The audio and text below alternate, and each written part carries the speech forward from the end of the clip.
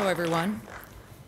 As an American feminist, as an American independent feminist, it is a particular honor to introduce to you Leyla Zana. She is a Kurdish politician, an activist for democracy, and a women's rights advocate as well.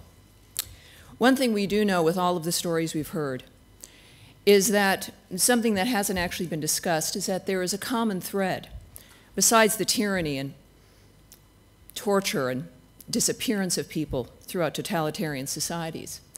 Within their ruling elite, they're devoid of women for the most part. It is the first thing that tyrants do, is silence the voices that they know have the real impact of reform, the voices of women.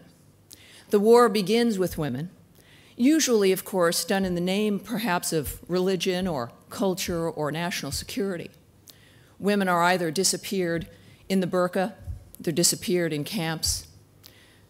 Female genital mutilation is exacted on them, or they are murdered or simply imprisoned in their own homes. As we speak today, we have another trial for Aung San Suu Kyi in Myanmar. Another 10 to 15 years she faces as the face of democracy in that country. Russia continues and has recently, within the last year, murdered journalists, women politicians. In North Korea, 2 American women journalists are currently being held hostage by that regime.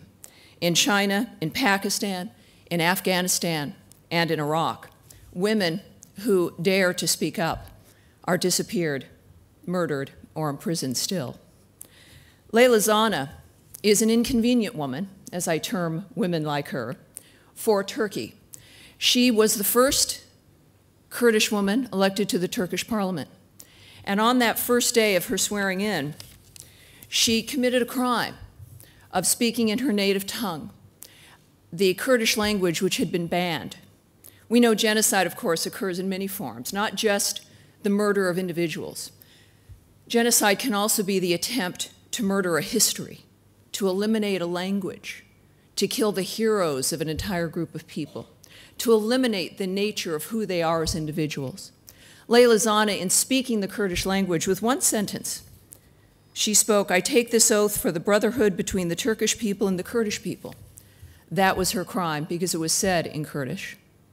But with that one act of speech, of an idea, she resurrected everyone's hopes, the lives and the existence of the Kurdish people as a group, as a distinctive, unique group.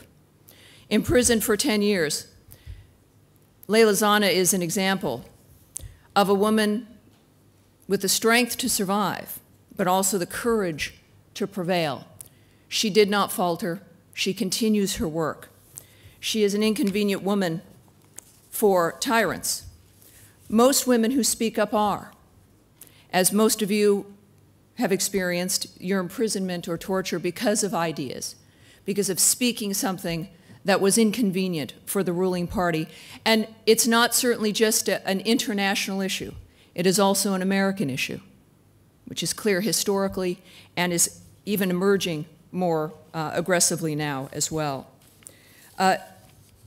Recently, just last year, the Turkish government still has aggressively pursued her with sentencing her to another 10 years in prison by a Turkish court.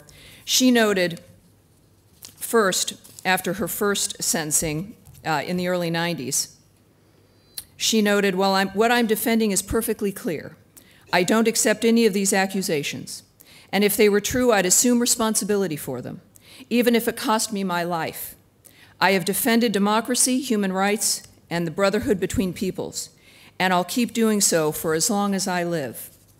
And most recently last year, "The case against me is a violation against freedom of thought and represents a threat to every Kurd in Turkey. The decision of the court is just another way to repress, silence, and punish the Kurds. The mentality governing this country is that problems can be resolved by anti-democratic and repressive means and that unfair trials can provide political and social peace. But despite all this, our people will claim their legitimate rights and will continue to struggle for as long as it takes." Strength, courage, perseverance, a woman who calls other women to participate, calling other women into the square. A woman, as we know, if she is successful, as all the women who speak, despite or perhaps because of the repercussions that will come, we know and the tyrants know that when these women prevail, their worlds will collapse. Leyla Zana is an example of a woman who will bring tyranny to its knees, and is an example for every woman, every young woman, every woman in our generation as well. And it is a deep, distinctive honor to introduce to you Leyla Zana.